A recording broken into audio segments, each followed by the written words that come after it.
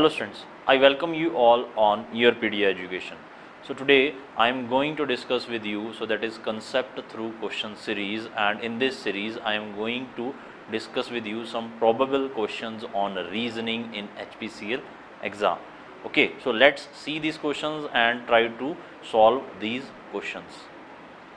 So first question is, so this is the first question. In the following question, select the word which cannot be formed using the letters of the given word. We are given with the word hangover. This is the word hangover, and in this you can see there are various letters HANGOVER, and we have to see which word cannot be formed from the letters of this word, so that is hangover. तो hangover में कौन कौन से letters आ रहे हैं? HANGOVER. तो यार अब आपको क्या करना है, ये जितने भी letters आ रहे हैं ये चेक करो कि ऐसा कौन सा word है जो कि इन letters से नहीं बना है इन चारों ऑप्शंस में से. This is a question. हाँ जी, रेंज.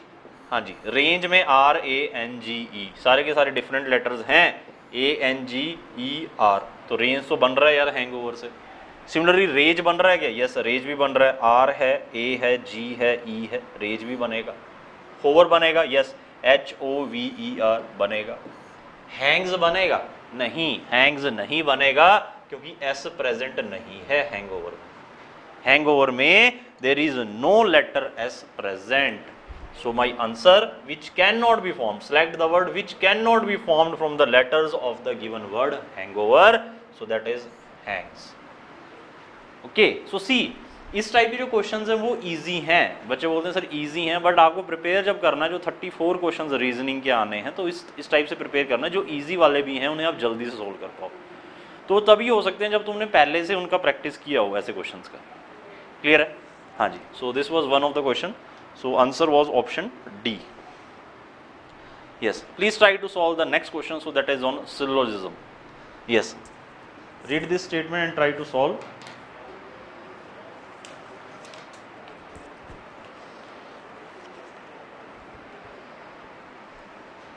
हाँ जी, in the following question below are given some statements followed by some conclusions.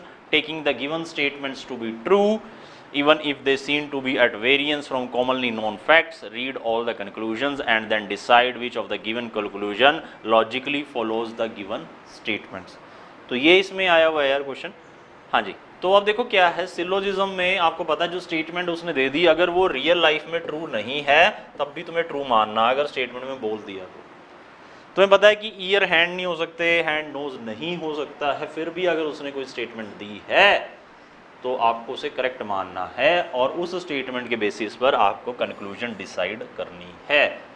Clear है? उसके बाद आपको 4 ऑप्शन भी दिए हुए हैं. हाँ जी, ऑल ईयर्स आर हैंड्स. तो ऐसे मैं क्वेश्चन काफ़ी बार करा चुका हूँ. तो जितने भी ईयर्स हैं वो क्या हैं? सारे के सारे हैंड्स हैं. तो एक केस तो यार ये हो सकता है कि सर ये ओवरलैप ही हो जाए, सारे के सारे ईयर हैंड हो जाए, ओवरलैप बता दो. ठीक है, बट इस केस से मैं आपको पहले बता चुका हूं कोई कंक्लूजन नहीं निकलता है. तो हमें मिनिमम पॉसिबल केस लेना पड़ेगा. ऑल ईयर्स आर हैंड्स, सारे के सारे ईयर्स हैंड्स के सर्कल में हैं. तो इस सर्कल में ईयर हैं और इस बड़े सर्कल में हैंड्स हैं. तो इस स्टेटमेंट से मैं ये कंक्लूड कर सकता हूं कि सम हैंड्स आर डेफिनेटली ईयर्स. कुछ हैंड्स ईयर्स होंगे ही होंगे. या तो केस ये बनेगा या ये बनेगा. इससे कभी भी कोई कंक्लूजन नहीं निकलेगा तुम्हारा, इससे कंक्लूजन निकलता है. तो सारे के सारे ईयर हैंड हैं, तो इसका मतलब कुछ हैंड ईयर पक्का है. सम हैंड्स आर ईयर्स. क्लियर है? तो अगर 100% के लिए ट्रू है तो यार 50% तो है ही ना कम से कम. क्लियर? अब नेक्स्ट स्टेटमेंट, इन दोनों केस में से कौन सा कंसीडर करना है? सर ये वाला कंसीडर करना है. Minimum possible case is this. तो ऑल के लिए हम ये ही केस बनाते हैं और इससे ही हमारी कंक्लूजन निकलती भी है. नो हैंड इज नोज, कोई भी हैंड नोज नहीं है. हाँ जी, तो जो हैंड और जो नोज का सर्कल है यार वो कभी भी एक दूसरे को टच नहीं करेगा, ना ही ओवरलैप करेगा. तो हैंड और नोज का सर्कल हमेशा दूर रहेगा. ठीक है, हमेशा दूर रखना है. No hand is knows.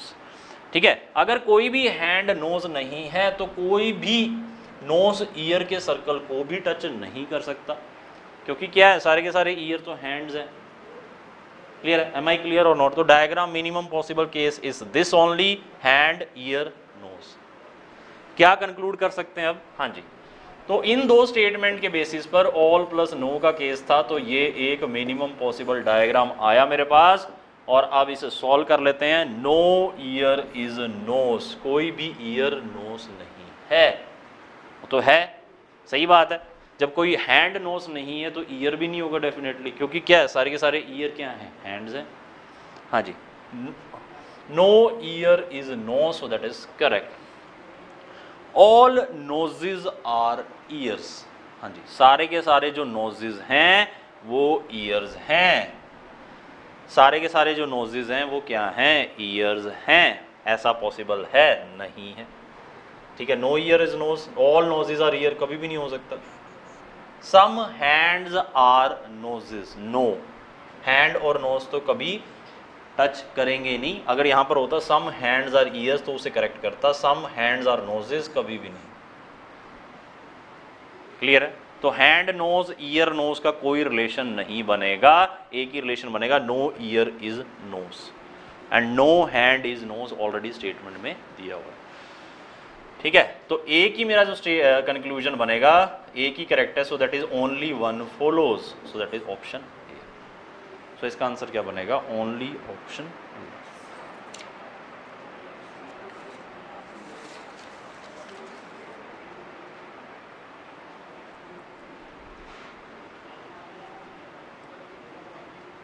Clear students? In the following question, select the number which can be placed at the sign of the question mark from the given alternatives. Insert the missing character में, ठीक है, character means alphabet and number both, तो इसमें numbers दिए हुए हैं, तो insert करना है एक number। हाँ जी, तो mathematical operations का use करो, divide, multiplication, addition, subtraction, then digits को check करो, उनका sum, उनका difference, ओके, तो उन्हें आप चेक कर सकते हो। किसी रो का सम, हाँ जी, सभी रो का सम कहीं सेम तो नहीं बन रहा, सभी कॉलम्स का सम तो सेम नहीं बन रहा, डिजिट्स तो नहीं चेक करने पड़ेंगे। हमें क्लियर और नॉट? डिजिट्स को इंटरचेंज तो नहीं कर दिया, डिजिट्स के बीच में ही कहीं ऑपरेशन तो नहीं लगा दिया, mathematical operation even between digits. Clear है?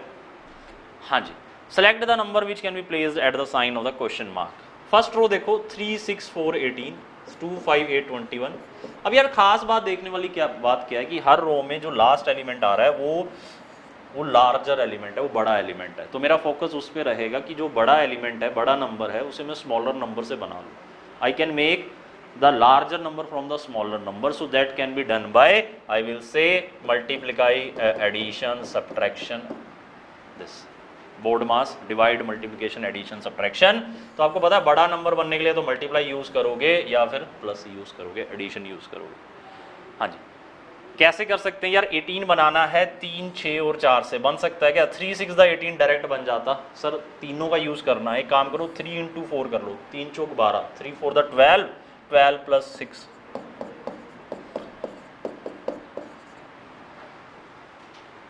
हाँ जी, नेक्स्ट सेम चेक करो, सेकंड रो में भी क्या एप्लीकेबल है ये, 2 8 the 16, 16 + 5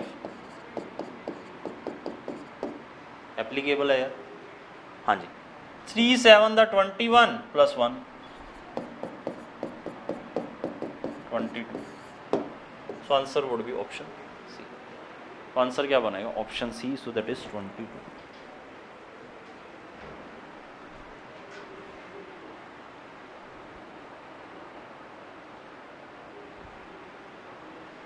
okay, so answer would be that is C, option 22। So I think clear होगा स्टूडेंट्स आपको ये क्वेश्चन अगेन। हाँ जी, P, Q, R, S and T are sitting in a line facing west. P and Q are sitting together. R is sitting at south end and S is sitting at north end. T is a neighbor of Q and R who is sitting in the middle. हाँ जी, अब देखो क्या है, direction और sitting arrangement दोनों को combine कर दिया, एक पजल बना दी है। ठीक है, अब देखो डायरेक्शंस आपको ऑलरेडी पता है, कैसे डायरेक्शन डिसाइड करते हो आप, नॉर्थ, साउथ, वेस्ट, ईस्ट। अगर कोई नॉर्थ फेसिंग है अकॉर्डिंगली तो लेफ्ट पर वेस्ट आ जाएगा, राइट पर ईस्ट आ जाएगा, ऊपर नॉर्थ और टॉप में नॉर्थ और बॉटम में साउथ। ठीक है, तो ये आपके पास देयर आर 5 पर्सन्स और वो वेस्ट फे में फेस कर रहे हैं, P Q R S and T. P and Q R sitting together. तो पी और क्यू ऐसे भी बैठ सकते हैं और ऐसे भी बैठ सकते हैं, पी क्यू भी बन सकता है कॉम्बिनेशन और पी क्यू पी भी बन सकता है। R is sitting at south end, west में अगर फेस कर रहे हैं सारे के सारे, हाँ जी, पहले तो कितने पर्सन है 5, 1 2 3 4 5। R is sitting at south end, sorry, तो यहां पर आर मैं पुट करूंगा साउथ एंड, तो ये साउथ एंड हो जाएगा, ये नॉर्थ एंड हो जाएगा, फेस वेस्ट में है सभी के।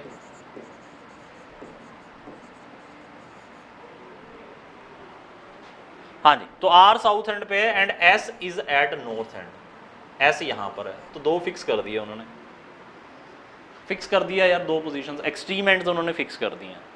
T is a neighbour of Q and R, R fix है और टी को नेबर बनना है क्यू और आर का, क्यू और आर के बीच में टी को बैठना पड़ेगा, तो आर इधर बैठा है तो क्यू को इधर बैठना पड़ेगा, तभी तो टी नेबर बनेगा क्यू और आर का। हाँ जी, टी के राइट में क्यू हो जाएगा और लेफ्ट में आर हो जाएगा। अगर मैं इधर फेस करके खड़ा हूं वेस्ट में, हाँ जी, तो वेस्ट में इधर अगर मैं फेस करके खड़ा हूं तो ऊपर को मेरे सारे के सारे क्या बनेंगे, राइट बनेंगे, और नीचे को मेरे सारे के सारे क्या बनेंगे, लेफ्ट बनेंगे। बताइए, अगर मैं ऐसे वेस्ट में खड़ा हूं तो ऊपर को मेरे सारे सारे राइट, नीचे को लेफ्ट बनेंगे, यस और नो। तो क्यू टी आर आपको पता लग गया। हाँ जी, who is sitting in the middle, अब एक ही पर्सन बचा हुआ है, ये पोजीशन पी को ऑक्यूपाई करनी पड़ेगी, तो S P Q T R, S P Q T R ये बनेगा यार आपका, ये बनेंगे और सारे के सारे वेस्ट फेसिंग है। हाँ जी, मिडल में क्या हुआ, 2 ये हो गए 2 ये हो गए, तो मिडल में क्यू बनेगा।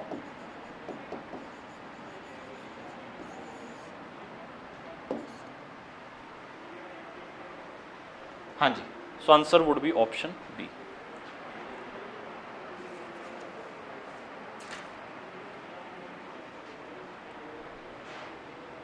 हाँ जी, सो आंसर क्या बनेगा, Q. Next again I will say question आया हुआ है इस पे, कंपैरिजन का ही क्वेश्चन है। Weight of P is twice that of Q। हाँ जी, जो P का वेट है so that is twice that of Q, P is twice of Q। Linear equation बना लो, weight of Q is half of R, weight of R is 3 times weight of T, weight of T is half of, again puzzle, weight of T is half of S, weight of Q is greater than the weight of how many persons among P, R, S and T। ठीक है, तो यहां पर तुम देख सकते हो, यहां पर 5 पर्सन दिए हुए total, P, Q, R, S and T। वो पूछ रहा है यार ये बताओ जो Q का वेट है वो कितने पर्सन से ज्यादा है, हाउ मेनी पर्सन। तो सभी का यार एक काम करो ना, Q की टर्म्स में निकाल लो सभी का weight, P, Q, R, S, T accordingly compare कर लो, Q का X मान लो या Q का Q ही मान लो, कोई बात नहीं, Q का वेट Q ही मान लिया मैंने। हाँ जी, अब R का जो वेट हो जाएगा so that is 2 times Q, तो R का तो वेट Q से ज्यादा हो गया, तो R तो वो पर्सन नहीं है। हाँ जी, S P का कितना है, P का 2 times है Q से, तो P का भी वेट Q से ज्यादा है, तो P भी वो पर्सन नहीं है। हाँ जी, S को चेक कर लो और आई विल से आप R को, R हो चुका है, अगर R हो चुका है तो R की जगह वैल्यू पुट कर दो कितना, Q की टर्म्स में 2Q, तो T का वेट कितना हो जाएगा Q की टर्म्स में, 3 इधर आ जाएगा 2Q/3, तो T का वेट हो जाएगा 2Q/3। हाँ जी, तो इसका मतलब 6 दैट इज 0.66 ऑफ Q है T का वेट, तो T का वेट क्या है, Q से कम है, तो T वो पर्सन है। ठीक है, S का वेट कितना है, so that is 2 times T। हाँ जी, T का वेट कितना था, 2Q/3,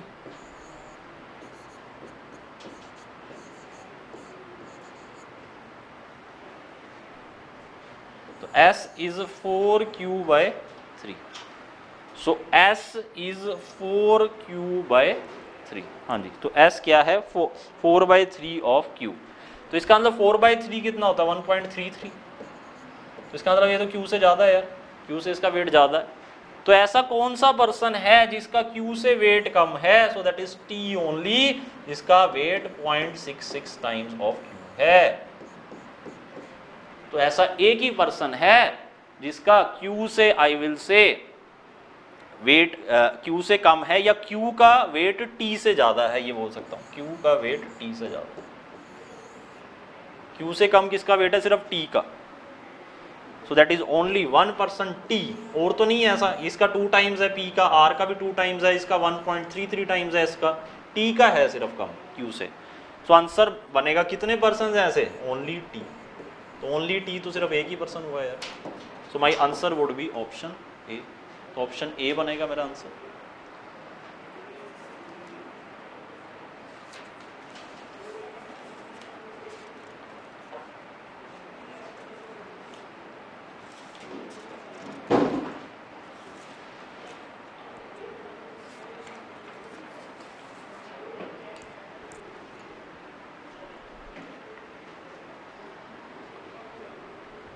हाँ जी, so this is the I will say this will be my answer.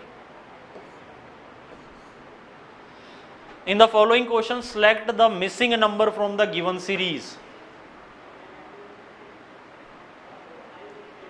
हाँ जी, select the missing number from the given series 33। Missing number बताना है 33, 10, 43, 53, 96 क्वेश्चन मार्क। तो मिसिंग नंबर बताओ यार। 33 + 10 43, चेक कर लो। पिछले दो का previous 2 number sum will give you next number. 43 + 10 53, 53 और 43 का सम, सो दैट इज 96। 96 और 53 का sum will give me next number 149। So answer would be option D. तो डी बनेगा यार मेरा आंसर इसका। हाँ जी, so previous next number is sum of previous 2 numbers. अगर मुझे बताना है पैटर्न क्या है, pattern is I will say next number is equal to sum of previous 2 numbers. हाँ जी, 33 + 10 43 + 10 53 + 43 96 + 53, सो दैट इज 149।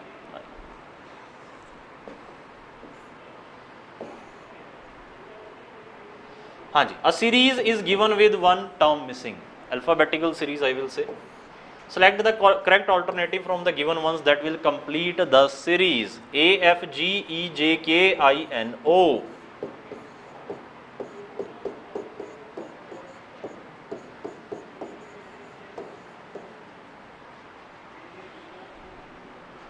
हाँ जी, नंबरिंग कर लो यार। A1 E5, इजोटी कर लो यार। इजोटी 5 10 15 20 25। हाँ जी, आई कितना होगा, आई 9। क्या चल रहा है, जो फर्स्ट लेटर्स हैं इस सीरीज के वो 4 के डिफरेंस पर है, 1 5 9। तो नेक्स्ट कौन सा होगा 14, 4 का डिफरेंस है, +4 +4 +4, सॉरी 9 + 4 कितना हो जाएगा, so that is I will से 13। आई विल से सो दैट इज 13। हाँ जी, ई देन उसके बाद F J N. F J N, F is 6, J is 10, N is 14। 6 10 14, तो अगेन 6 10 14। 6 10 14, तो नेक्स्ट कौन सा हो जाएगा 18। 14 + 4 18। हाँ जी, 4 का अगेन डिफरेंस 6 10 14 18 हो जाएगा। हाँ जी, उसके बाद चेक करो यार जी, जी के ओ तो 15 है, के कितना है 11, जी कितना है 7, 7 + 4 11, 11 + 4 15, 15 + 4 19। हाँ जी, एम मिडल 26 का मिडल क्या है 13, एम 13। हाँ जी, T20 है तो 19 पे एस और 18 पे are, So answer would be MRS. So my answer was D option. Clear students? तो ये क्वेश्चन काफ़ी पूछे जाते हैं सीरीज के, alphabet series, number series, insert the missing character. Okay, so that was the question. हाँ जी, next. Which word will appear last when arranged in order of dictionary. Order of dictionary check करो यार जल्दी से. कौन सा word last में आएगा इन ऑर्डर ऑफ डिक्शनरी. तो सभी ओ से स्टार्ट हो रहे हैं, पहली बात तो ठीक है यार, ओ से स्टार्ट हो रहे हैं. देन उसके बाद ओ एम फर्स्ट आएगा,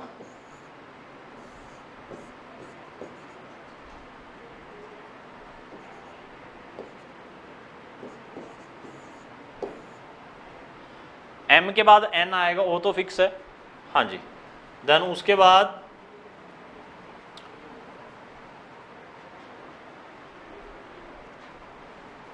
तीसरे पर ओ एस आ जाएगा, M N O P Q R S T U V W x.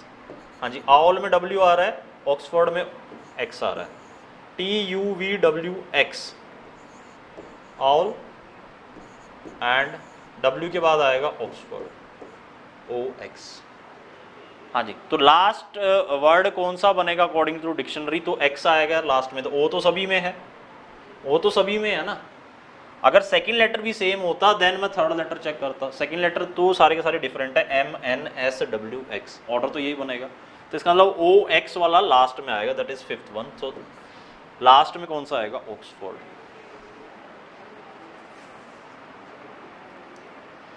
So my answer would be option C. So I must be clear with this. So dictionary order पर question पूछा जा सकता है. हाँ जी. In the following question select the odd number of pair from the given letter. 990, 642, 530, 436. Odd number pair बताना है. दो नंबर दिए हुए, कौन सा पेयर ओड है. तो इसका मतलब ये है, ये क्लासिफिकेशन के क्वेश्चंस हैं. तो नॉन वर्बल में भी बनते हैं, वर्बल में भी बनते हैं. अब इसमें क्या बोला हुआ है कि यार ये मुझे बताओ कि ओड नंबर पेयर कौन सा है. जो भी दो नंबर्स उन्होंने दिए हुए हैं, जो भी ये चार ऑप्शंस दिए हुए, you are given with 4 options, and out of these 4 options there will be 3 options in which there will be some similarity. There will be some similarity and you have to identify that similarity. 990, 990, 642, 530, 436. देखने वाली बात क्या है, 9 into 9 plus 1, 9 into 10, next number. So that is giving you the next number. So that is n into n plus 1 is giving you next number. n क्या है यहाँ पे, 9. इससे नेक्स्ट नंबर क्या होगा, 10. 9 इंटू 10 90. यहाँ पर n क्या है, 6. नेक्स्ट नंबर क्या होगा, 7. 6 into 7 will give you next number. यहाँ पर n क्या है, 5. नेक्स्ट नंबर क्या होगा, 6, दैट विल बी 30. यहाँ पर n क्या है, 4. नेक्स्ट नंबर क्या होगा, 5. तो यहाँ पर क्या 36 की जगह क्या होना चाहिए, 20. बट दिया क्या हुआ है, 36. तो ऑड नंबर क्या हो गया, डी. हाँ जी. सो ऑड ऑप्शन क्या हो गया, so that is option D.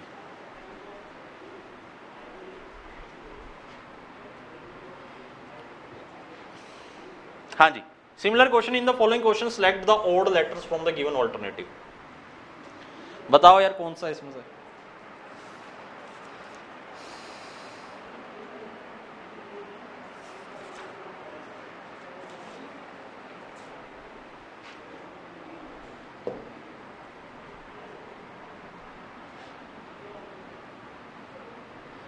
हाँ जी. G7, J10, H8, I9. Numbering कर लो, पैटर्न आइडेंटिफाई करो. +3, -2, +1. M13, P16, N14, O15. +3, -2, +1. Pattern तो वही आ रहा है, +3, -2, +1. R. हाँ जी. R18, U21, S 19, T20. +3, -2, +1. हाँ जी. UV 21, 22. W कितना होता है, 23, 24. +1, +2, -1. ऑड नंबर कौन सा बना, देखो अब इसमें सिमिलर पैटर्न है तीनों में.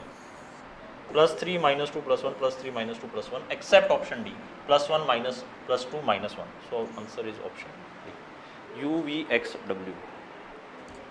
Clear students? So that was the question. Again मैंने पैटर्न चेक किया और पैटर्न डिफरेंट मुझे डी ऑप्शन में पाया, तो डी मेरा क्या हो जाएगा? So that is odd option. Very easy question again. हाँ जी, एनालॉजी का क्वेश्चन है. Room is to house, page is to book, engine is to car, food is to hunger. So in the following question select the odd word pair from the given alternative. बताओ यार odd word pair. देखो इसमें क्या है, room is a part of house, सारे के सारे part हैं.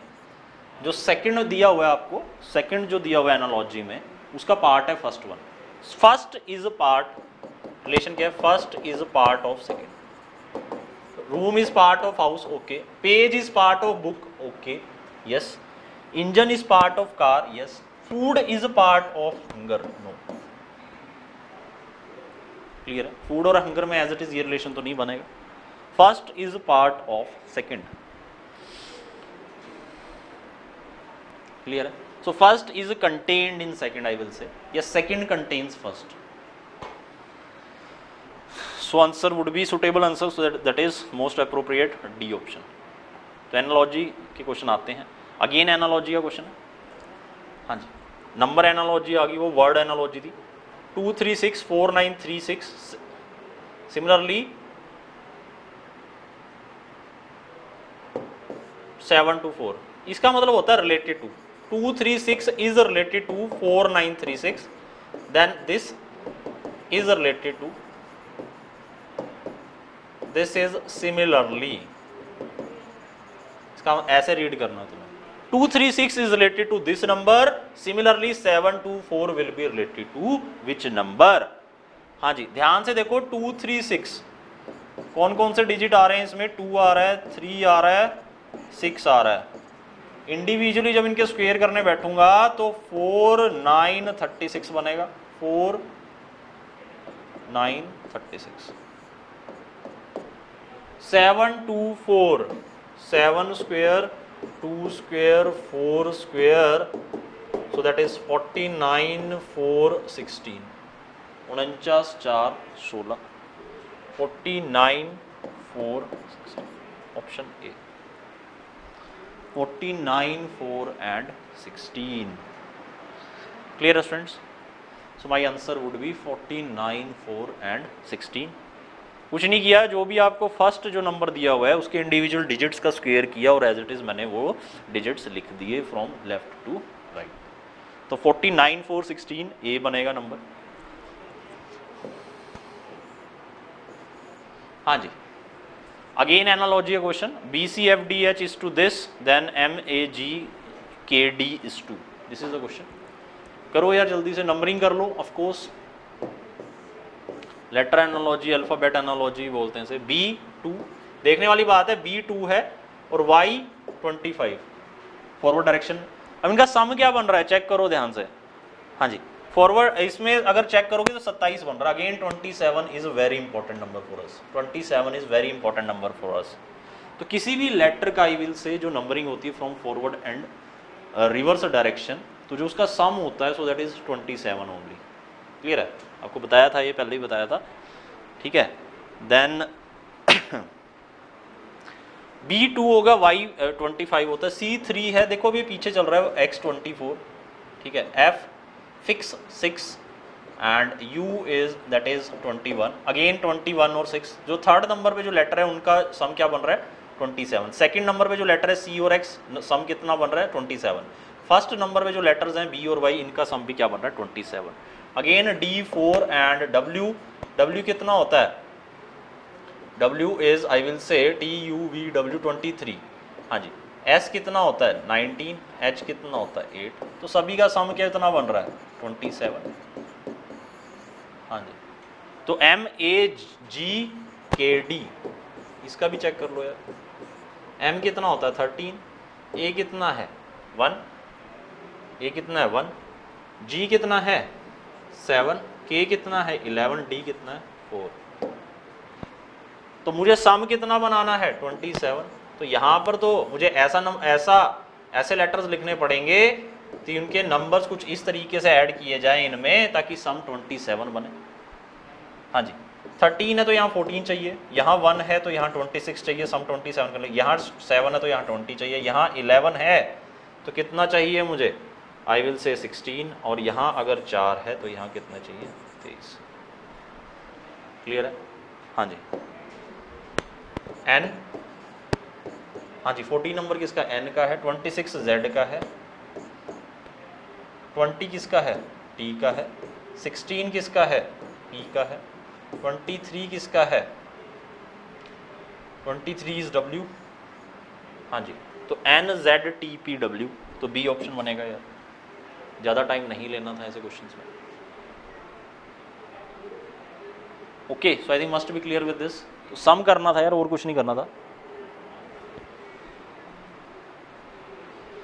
East is to west, similarly north east is to, हाँ जी, अगर ईस्ट के लिए वेस्ट लिखता हूं तो नॉर्थ ईस्ट के लिए क्या लिखूंगा, ईस्ट अगर वेस्ट से रिलेटेड है किसी तरीके से तो नॉर्थ ईस्ट किससे रिलेट होगा, डायरेक्शन बना लो यार, कोई बात नहीं, east north south west, east is related to west, कैसे, east is related to west 180 degree, 180 degree east के क्या है, वेस्ट है। तो सिमिलरली नॉर्थ ईस्ट के रिलेटेड क्या होगा, रिलेशन क्या हो गया, 180 डिग्री है यार एक दूसरे के, 180 degree opposite, east is in opposite direction to west, यही बना relation, east is in opposite direction to west, similarly north east is this direction, तो इसके अपोजिट कौन सा होगा, नॉर्थ ईस्ट किसके अपोजिट होगा, south west, answer would be option B.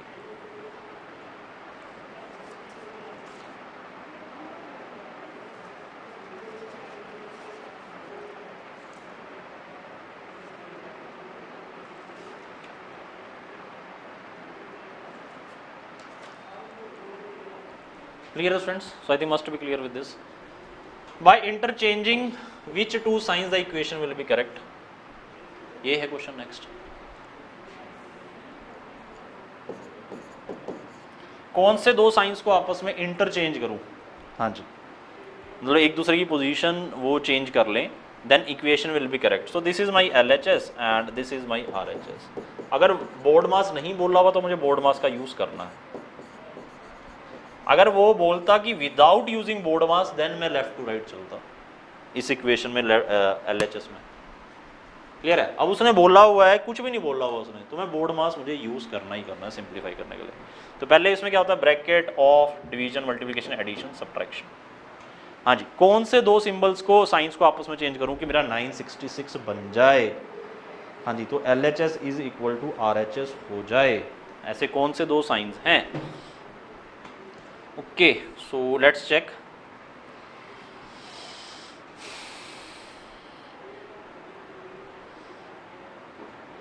हाँ जी, अब देखो क्या है, मुझे कुछ 900 के आसपास नंबर चाहिए, मुझे जो नंबर चाहिए ना यार वो 900 के आसपास का चाहिए। तो इसका मतलब जो 31 है वो मुझे दे सकता है, 31 इंटू 31 कुछ 961 के आसपास होता है। तो मुझे क्या करना चाहिए, यहाँ पर अगर मैं ये 33 मेरा डिवीजन में आ जाए, ठीक है, और ये माइनस की जगह डिवीजन आ जाए, तो ये बनेगा 31/3 इंटू 93, जो कि कुछ ऐसा बनेगा 31 इंटू 31, जो कि आई विल से जो कि 961 होता है। यस और नो?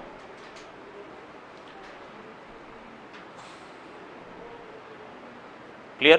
तो ये 961 होता है, तो इसके आसपास का नंबर बन सकता है। तो आई विल से कि माइनस को चेंज कर दो यार किसी के साथ, माइनस को किसके साथ चेंज कर दो, डिवीजन के साथ चेंज कर दो, लेट से बी के साथ चेंज करता हूँ, तो that will be 16 plus 31, minus की जगह डिवाइड कर दो और डिवीजन की जगह आई विल से क्या कर दो, माइनस कर दो। सो that is 16 plus 31 divided by 3। हाँ जी, तो पहले मैं क्या करूँगा, डिवाइड ओपन करूँगा, फिर मल्टीप्लिकेशन, फिर एडिशन, फिर सब्ट्रैक्शन। हाँ जी, so that is 31/3 into 93 minus 11। तो डिवाइड मैंने ओपन कर दिया पहले यहाँ पर, तो डिवाइड को मैंने 31/3 लिख दिया। अब मल्टीप्लिकेशन करूँगा, 3 into 93, so that is 31. 31 into 31, 16 plus 31 into 31, so that is 31 square, so that is 961 minus 11. Then addition करो यार, 961 plus 16, 977. फिर subtraction करो, so I will say so that is 966. तो मेरा आंसर बन गया. तो मुझे RHS में 966 ही चाहिए था. So इसका मतलब जो मैंने ऑप्शन उठाया था, so that was option B. So that was correct. Okay, so these were the questions. Mathematical operation पे क्वेश्चन था, एनालॉजी पर आपने क्वेश्चंस देखे. So I think must be clear with these type of questions.